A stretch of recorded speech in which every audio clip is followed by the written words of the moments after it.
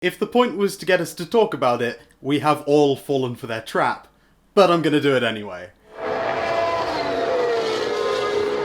Ciao friends and welcome back to 26 Ted. Yesterday was Mario Day, March 10th. So, fittingly and fashionably late as always, Ferrari finally revealed their 2021 challenger, the SF21.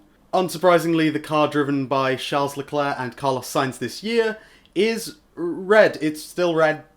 Don't worry about it, it's still red. No white appearing on the car like some people had thought. However, at the back of the car, it fades to a more maroon colour, last seen on the car at Mugello last year for Ferrari's 1000th Grand Prix. Apparently this is the colour they used when they first entered the sport in 1950. I don't know though, when I look at pictures from back then, the Ferraris tend just to look grey to me. That's a black and white photo joke. The numbers, both at the front and the back, also seem to be sort of haphazardly painted on. Now, I'm assuming this is stylistic and not just Ferrari's way of cutting costs by not having to print as many stickers, but at least it looks better than last year's car. Another thing that looks better than last year's car is the nose. They've finally got away from the same nose they've been using for several years, and have gone down a slightly skinnier kind of route. Obviously though, the team are limited with their development tokens, so they haven't changed all that much, but at least it doesn't look like they're still running their nose from 2018 anymore.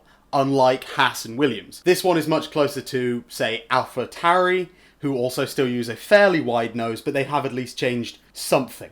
Obviously, at this point, most Mercedes teams switching to the spoon nose, as seen on the W10. Mercedes, Aston Martin and McLaren. Not Williams, sorry. So I imagine it is still somewhat to do with the way the Ferrari engine is packaged. Although that engine, of course, is brand new for this year. Thank God.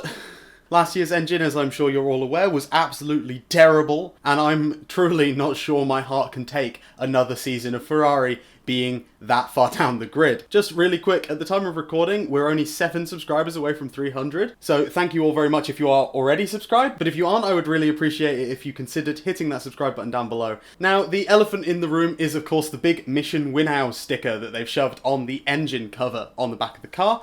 It's been there for a few years now, although this year it's neon green. Mission Winnow are not really a real thing, they're just a way of making you think about cigarettes, and they're trying to, this year, apparently show how green they are being, as in environmental. Really, I think it was just a way of getting us to talk about it, and that has fundamentally worked. Personally, I think they could have made this all look better if they'd just put white behind it as well, and then you could at least pretend like it was the colours of the Italian flag. Mission Winnow don't even appear on the car at most races, only appearing on a handful in 2019, and as far as I can remember, didn't appear on the car at any last year due to the reduced calendar. Because they are still fundamentally owned by a tobacco brand, they are restricted from advertising in several countries. It does show you just quite how much money Philip Morris have to throw around, considering they're advertising something that they don't even advertise quite a lot of the time.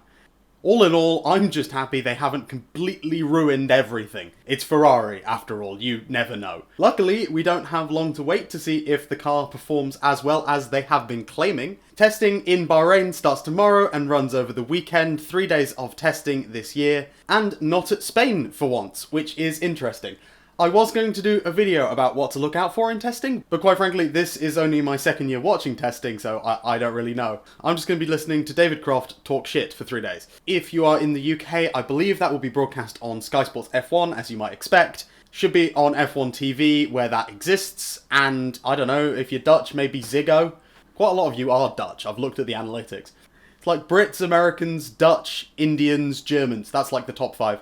As seems to be the fashion this year, the SF21 was also leaked, this time because Ferrari hard-coded the release date into their website, so you could just set your clocks forward and just get it. Not quite as monumentally stupid as Williams were, but at least their car probably isn't illegal, unlike the Haas. My pet theory is that after BWT forced the lime green off of the Aston Martin, it had to find a new home, and it picked the Ferrari. That's just me though.